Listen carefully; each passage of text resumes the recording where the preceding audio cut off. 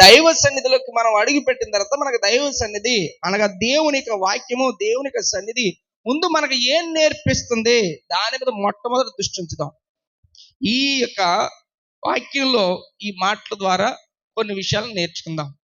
మనకు దైవ సన్నిధి ఏం నేర్పిస్తుంది, దేవుని సన్నిధికి వచ్చిన వారికి ఏం అర్థం అవుతుంది, ఏం నేర్చుకుంటున్నాం, ఏమి తెలుసుకుంటున్నాం అనే విషయాన్ని చాలా జాగ్రత్తగా ఆలోచన చేస్తే, చిన్న ఎగ్జాంపుల్ చెప్తాను. మీరందరూ కూడా గ్లాసులో మంచినీళ్ళు వేసుకుని మంచినీళ్ళే కదా తాగుతారు, మంచినీళ్ళే కదా తాగుతారు. దాని పేరులోనే ఉంది కదా మంచి నీరు అని ఉంది.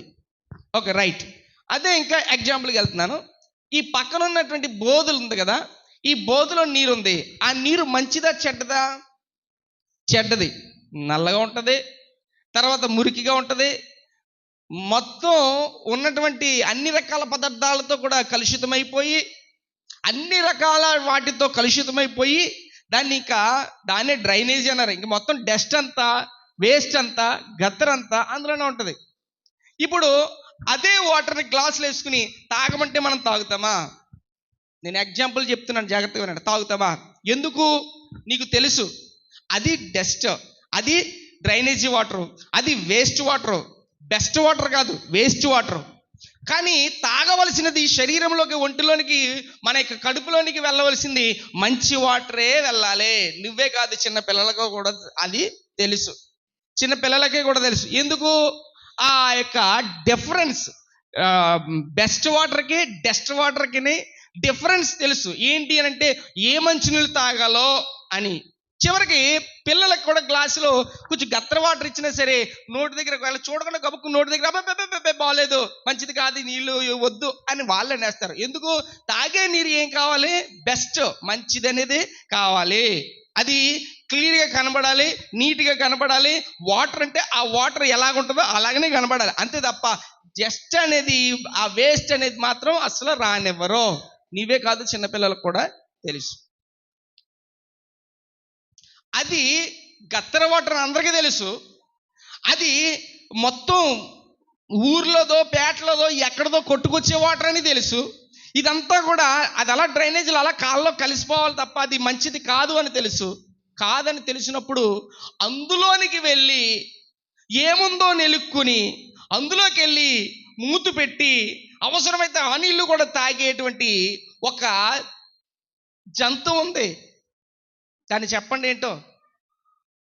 ఆ జంతువు పేరేంటి అమ్మా? తెలీదా? మన ఊరి పేరే,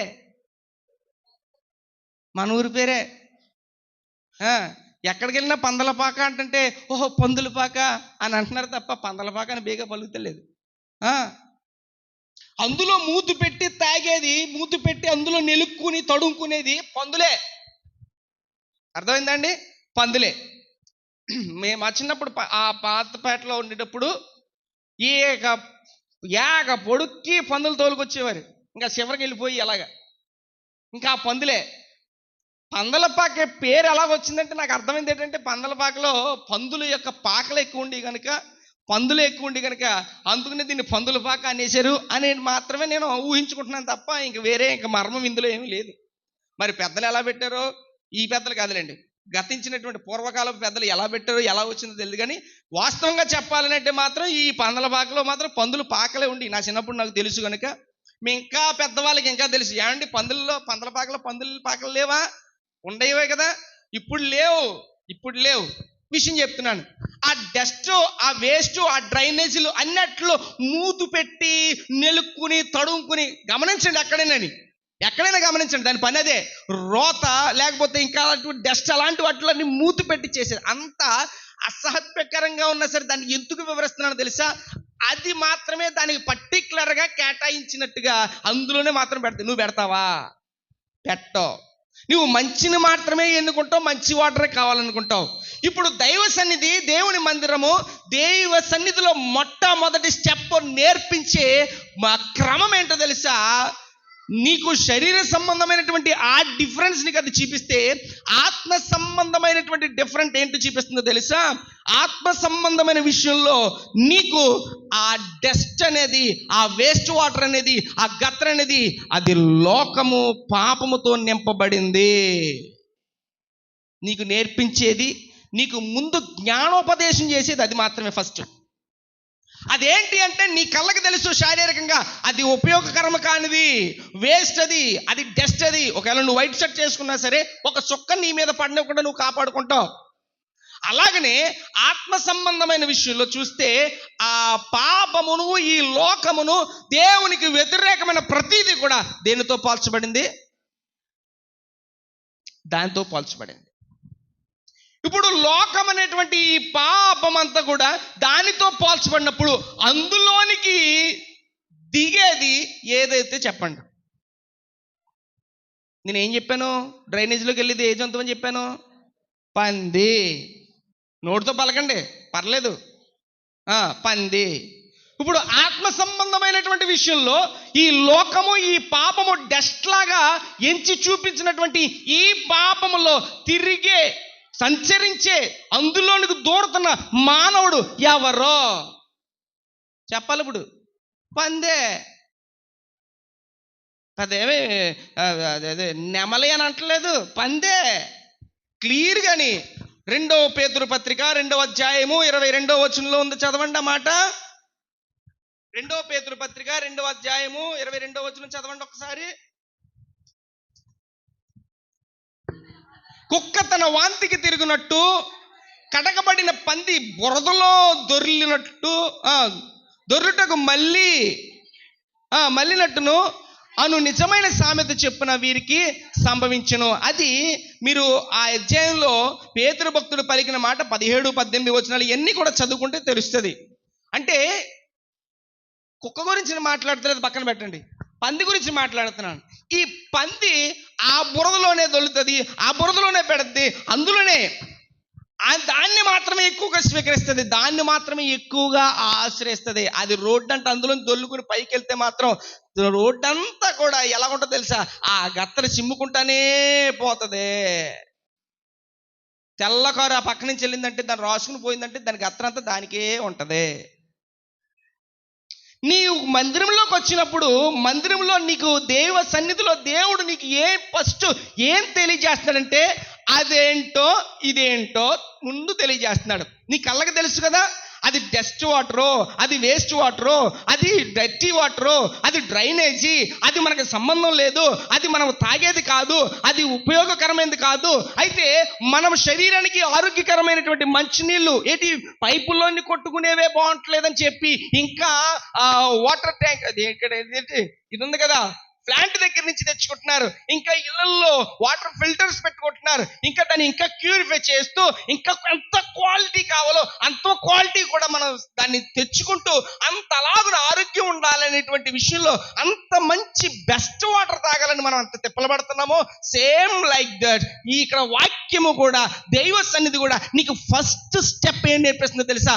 అది లోకము, అది పాపము, అది దేవునికి విరుద్ధము, అది దేవునికి నచ్చనిది.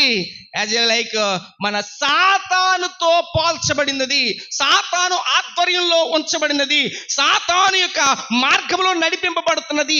అందులో ఎవడైతే అడుగు పెట్టాడో, అందులో ఎవరైతే పాలు పంపులు పొందుతున్నారో, అందులో ఎవరైతే వేలు పెడుతున్నారో వారు పందితో సమానం,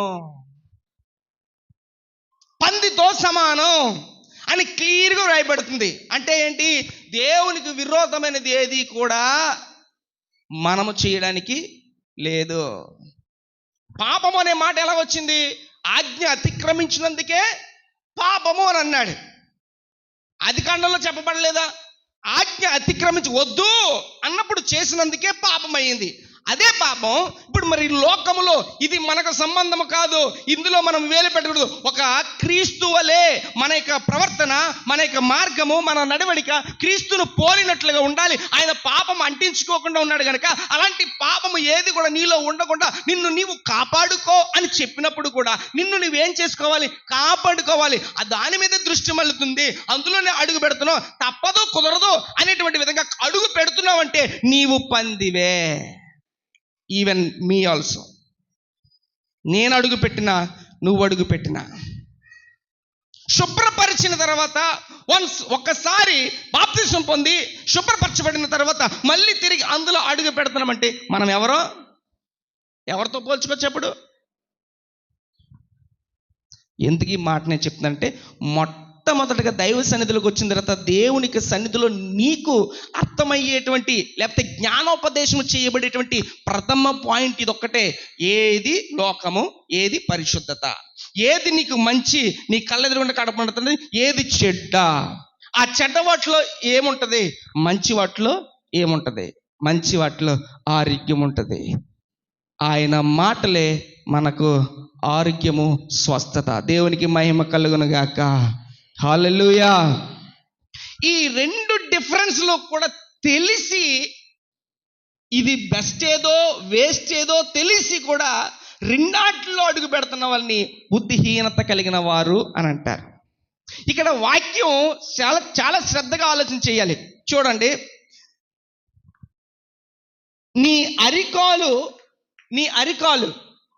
ఈ అరికాలు భూమి మీద ఇలాగ పెట్టి నువ్వు లేచి నిలబడగలుగుతున్నావు. అదే అరికాలు, అదే పాదము కింద పచ్చి పుళ్ళు, గాయములతో ఉన్నటువంటి పుళ్ళు నీ పాదాలకుంటే నువ్వు నిలబడతావా? నిలబడో. నిన్ను కొంతమంది మోసుకురావాలి, లేకపోతే కథలో కూడా. అంటే కొంతమందికి కాళ్ళు తిమ్మిర్లెక్కిపోయిపోవడం కింద అడుగు పెట్టలేరు. అంటే నీ బాడీ వెయిట్ అంతా మోయగలిగేటువంటి పాదాలు, ఆ పాదాలే నీకు ఫస్ట్ స్టెప్. అర్థమైందండి? నేను చెప్పింది అర్థమైందా? దేవుని సన్నిధిలో ఉన్న నీవు ప్రథమముగా ఉన్నటువంటి ఫస్ట్ స్టెప్ ఏంటో నీకు జ్ఞానోపదేశం అయితే ఎవ్వరూ నిలబెట్టక లేకుండా నువ్వు నిలబడిపోతావు. వాక్యం అనేటువంటి బలము చేత నువ్వు స్థిరపరచబడతావు. నీ పాదములు మొట్టమొదటి స్టెప్ ఆరోగ్యకరంగా ఉంటే నీవే నిలబడతావు. ఈ పాదములకు ఆరోగ్యం లేకపోతే, ఈ పాదములు స్వస్థత లేకపోతే, ఈ పాదములు శుభ్రము లేకపోతే, ఈ పాదములు ఇంకా నొప్పులతోటి పుళ్ళుతోటి ఉంటే నిలబడలేవు. పాగుతుంది తప్ప నిలబడలేవు.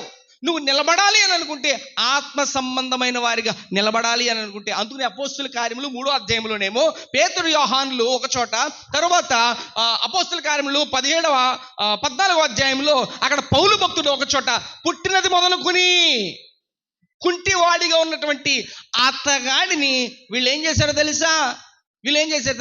యేసు క్రీస్తు నామంలో, చూడండి, తీయండి అపోస్తుల కార్యములు ఎన్నో చదువుతున్నారమ్మా? 14:10. నీ పాదములు మోపి సరిగా నిలువమని బిగ్గరగా చెప్పినప్పుడు అతడు గంతులు వేసి నడువ సాగను. ఆ పైన చదవమ్మా, 9వ మాట, 8వ వచనం చదవండి. అతడు పుట్టినది మొదలుకొని కుంటివాడై ఎన్నడూ నడువలేక మోకాలేసి నిలబడ్డాడని అన్నారా? పాదములు మోపి నిలబడ్డాడన్నారా? పాదములు మోపి, అదే పాదము ఫస్ట్ స్టెప్.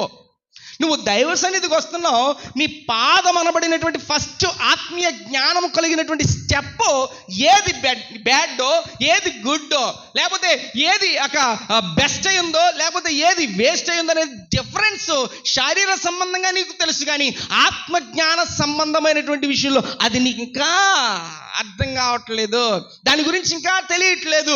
తెలిసినా కూడా అందులోనే అడుగు పెడుతున్నావంటే దాన్ని ఏ జంతువుతో పోల్చొచ్చు? దానిపైన ఇంకొక జంతువుని ఇచ్చాడు, దానితో కూడా పోల్చొచ్చు.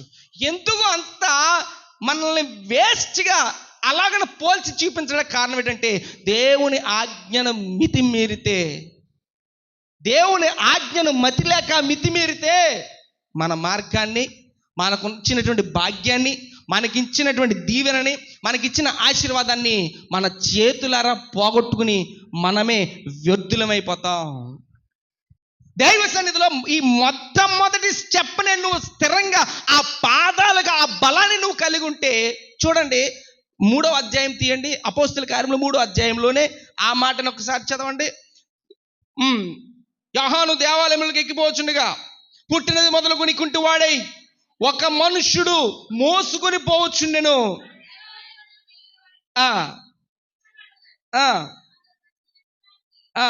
ఆరో వచనంలోకి వచ్చండి. అంతటా పేతురు, వెండి బంగారముల యొద్ద లేవు కానీ నాకు కలిగినదే నీకు ఇచ్చుచున్నాను, నజరేయుడైన యేసు క్రీస్తు నామమున నడువుమని చెప్పి వాని కుడి చెయ్యి పట్టుకుని లేవనెత్తెను.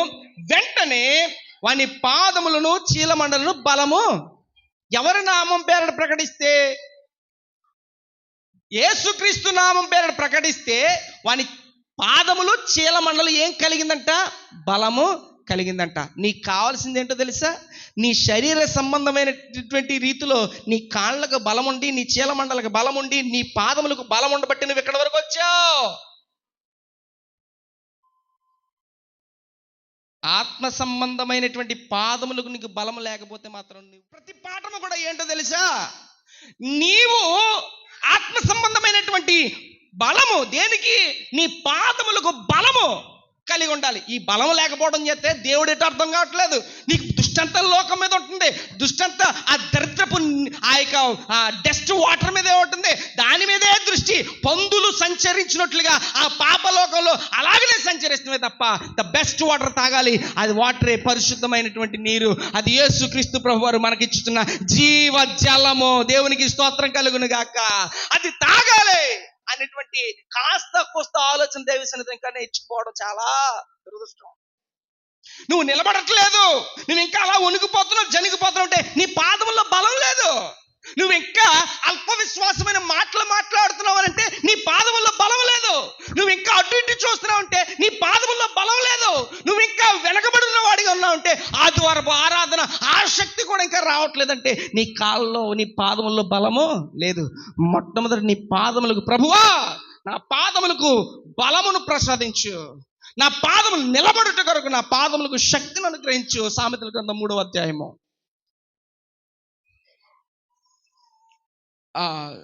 ఇప్పుడు ఇందాక చదివినటువంటి భాగం ఒకసారి చేద్దాం. కీర్తన 40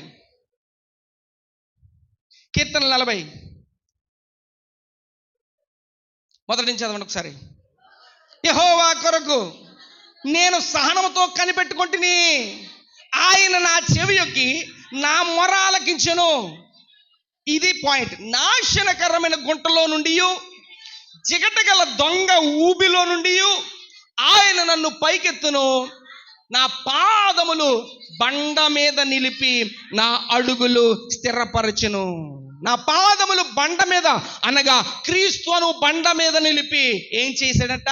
స్థిరపరచును. అది సాక్ష్యం. భక్తుడు దావీదు భక్తుడు పలుకుతున్న సాక్ష్యం అది. మరి నీ సాక్ష్యం ఏంటి? నా పాదములు ఇంకా వణుకుతున్నాయి. ఎక్కడా? శృంగారమున దేవాలయం వద్ద బయట పుట్టినది మొదలుకొని కాళ్ళలో, పాదముల్లో ఆ యొక్క చీలమండలో బలము లేక ఇంకా బయటే పడి ఉంటున్నాడు, ఇంకా అరుగు మీద తేగుతూనే ఉంటున్నాడు. ఎప్పుడు వస్తాడు లోపలికి రావడం ఎప్పుడో తెలుసా? ఎప్పుడైతే పాదములు బలము కలిగి ఉంటాయో అప్పుడే దైవ సన్నిధిలోనికి రాగలిగినట్లుగా నీవు ఉండగలుగుతావు. అదే ఆత్మ సంబంధమైన, నీ ఆత్మ సంబంధమైన పాదములకు నిజమైన స్థిరత్వము, ఆ యొక్క శక్తి నువ్వు కలిగి ఉంటేనే నువ్వు పరలోక పట్టణంలో కూడా అడుగు పెట్టగలుగుతావు. దేవునికి స్తోత్రం కలుగును గాక. హల్లెలూయా. నీ పాదములకు మొట్టమొదటి బలము కావాలి. నువ్వు దైవ సన్నిధిలోకి వచ్చినప్పుడు మొట్టమొదటి స్టెప్ ఒక్కటి మాత్రమే. మొదటి స్టెప్ నువ్వు నేర్చుకుంటే, మొదటి స్టెప్ నీకు అర్థమైతే, మొదటి స్టెప్ నీకు జ్ఞానోపదేశం అయితే, తర్వాత బలమైన ఆహారం నువ్వు ఎలా భుజించాలో నువ్వు బుద్ధిస్తావు. అర్థమవుతుందా? ఈ యొక్క డస్ట్ వాటర్ మీద దృష్టి కాదు, ఇక బెస్ట్ వాటర్ మీద దృష్టి ఉండాలి. ఆ బెస్ట్ వాటరే నేనే, ఆ యొక్క జీవ జలము. ఆయన ఇచ్చు నీరు తాగితే చనిపోయినను తిరిగి లేస్తాడు. సమరదీసుతో చెప్పలేదా యేసుక్రీస్తు ప్రభువారు? ఆయన ఇచ్చిన నీరు అదే, ఆ మంచి వాటర్, ఆత్మ సంబంధమైనటువంటి మంచి వాటర్. నేను ఇక్కడ 2 గ్లాసులు అదే పెట్టి, అమ్మా ఇదిగో డస్ట్ వాటర్, ఇదిగో బెస్ట్ వాటర్, ఇది మంచి వాటర్, ఇది చెడ్డ వాటర్, తాగమ్మా అంటే నువ్వు ఏది కోరుకుంటావు? నీ శరీరానికి, నీ కళ్ళెదురుగుండా కనబడుతుంది కనుక నువ్వు మంచి వాటర్ గ్లాసునే తీసుకుంటావు తప్ప ఆ వాటర్నే నువ్వు తీసుకోకు. మరి ఆత్మీయ స్థితిలో ఆ గ్లాస్ ఎందుకు ముట్టుకుంటున్నావు? ఆత్మీయ స్థితిలో నువ్వు ఆ గ్లాస్ ఎందుకు పట్టుకుంటున్నావు? ఆ గ్లాసులో ఇమిడి ఉన్నటువంటి పదార్థములు ఏంటో తెలుసా? ఆ గ్లాసులో ముంచి ఉన్న పదార్థములు ఏంటో తెలుసా? ఆ గ్లాసులో కలుషితమైపోయిన పదార్థములు ఏంటో తెలుసా? అదే పాపము, అదే సమస్త కల్మషము, అదే సాతానుడు వేసే ఉచ్చు ఎర, అదే నీ లోక సంబంధమైనటువంటి ఉంది కదా గలతీయులకు రాసిన పత్రికలో ఆ శరీర కార్యములు ఉన్నాయి కదా, ఆ శరీర కార్యములే గలతీయులకు రాసిన పత్రిక 5వ అధ్యాయము తీయండి. గలతీయులకు రాసిన పత్రిక 5వ అధ్యాయము. అమ్మ, శరీర కార్యములు స్పష్టమైనవి. అవేవనగా 5:15 ఉన్నది చూడండి. 5:19 శరీర కార్యములు స్పష్టమైనవి: జారత్వము, అపవిత్రత, కాముకత్వము, విగ్రహారాధన, అభిచారము, ద్వేషములు, కలహములు, మత్సరములు, క్రోధములు, కక్షలు, భేదములు, విమతములు, అసూయలు, మత్తతులు, అల్లరితో కూడిన ఆటపాటలు. ఇవన్నీ కూడా డస్ట్ వాటరు. నువ్వు బెస్ట్ వాటర్ నీ కళ్ళెదురుగుండి చింత అవుతున్నావు తప్ప ఆత్మ సంబంధమైన విషయంలో ఏం చేస్తున్నావు? ఆ దుద్దులేస్తున్నావు. శరీర కార్యములు అనబడినటువంటి వేస్ట్ వాటర్లకు వెళ్తున్నావు. అలాగే వెళ్ళేది పంది తప్ప జ్ఞానము కలిగిన మనుషుడు కాదు. అందులో ఉంటే దీవెన రాదు. అందులో ఉంటే నరకానికే తప్ప దీవెన రాదు. అందులో ఉంటే నాశనానికి తప్ప దీవెన రాదు. ఏదైతే నువ్వు జీవము కలిగినటువంటి పరిశుద్ధమైన ఆత్మ సంబంధమైన నీరును నువ్వు స్వీకరిస్తావో అప్పుడు నీలోనికి ఆ పరిశుద్ధత వస్తుంది. అప్పుడే నువ్వు చెప్తావు, రే అది గత్తరే, దాని జోలికి వెళ్ళదు. నువ్వే 10 మందికి చెప్తావు. ఏ కళ్ళతో మీరు చూస్తున్నారు? ఎవరైనా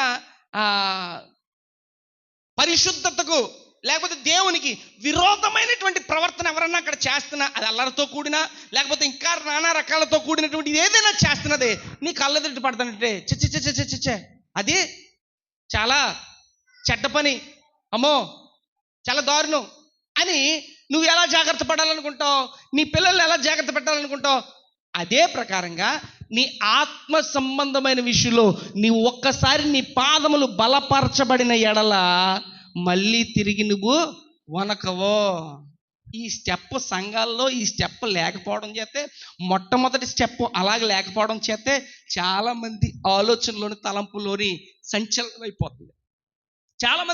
అయిపోతుంది. భక్తి అంటే ఏదో భక్తి ఇంకా ఏదో చేసేయాలి. ముందు ఇది కావాలి.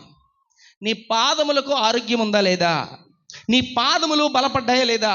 నువ్వు దైవ సన్నిధిలో నిలబడేటువంటి పాదములు బలపడ్డాయా లేదా? ముందు అది బలపడితే ఆటోమేటిక్గా ఏది బ్యాడో ఏది గుడ్డో, ఏది డెస్టో ఏది బెస్టో, ఏది ఎలాగైనా డిఫరెన్స్ నీ మైండ్లో వస్తుంది.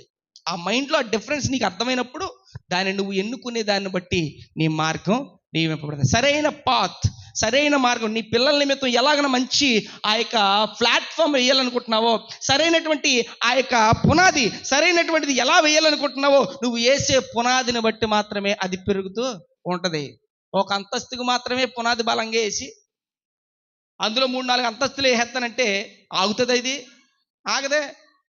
నువ్వు సరైనటువంటి పాదములు, బలముతో కూడిన పాదములుగా నీవు ఉంటే నీకు ఎంత వాక్యం చెప్పినా సరే టపమని నీ బ్రెయిన్లోకి వెళ్ళిపోతూ ఉంటుంది. అది ఆగమని ఆగదు.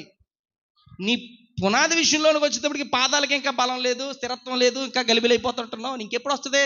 నీకు అదేంటో బ్యాడ్ అంటే ఏంటో తెలుసు, అది కత్తరంటే ఏంటో తెలుసు, అందులో జీవించేది, అందులో సంచరించేది ఏంటో తెలుసు. తెలిసిన తర్వాత అలాగ ఉండడానికి ఎప్పుడు ఆలోచించుకో. నువ్వు పరిశుద్ధంగా క్రీస్తు ఆత్మను కలిగి క్రీస్తు జీవము కలిగినటువంటి ఆ నీటిని స్వీకరించి వానిగా బలమైనటువంటి ఆరోగ్యకరమైనటువంటి పాదములు కలిగిన వానిగా నీవు ఉంటే దేవుడు నిన్ను అలాగను స్వస్థపరుస్తాడు, అలాగ నిన్ను ఆశీర్వదిస్తాడు. అదే ప్రకారంగా ఒక తల్లి తండ్రులు ఆ బిడ్డల్ని ఎలాగో స్థితిలో ఉంచాలనుకుంటున్నారు, అలాగనే దైవ సేవకుడు కుటుంబం అనబడినటువంటి ఈ యొక్క దైవ సన్నిధిలో ఉన్నటువంటి బిడ్డలందరినీ అదే ఉన్నతమైన స్థితిలో ఉంచడానికి ఆసక్తితో ప్రకటిస్తూ బోధించి పస్తులున్నా సరే దైవ సన్నిధిలో ఉన్న బిడ్డలందరినీ ఆ స్థితిలో ఉంచడానికి, పెంచడానికి ఆతృత పడతాడు.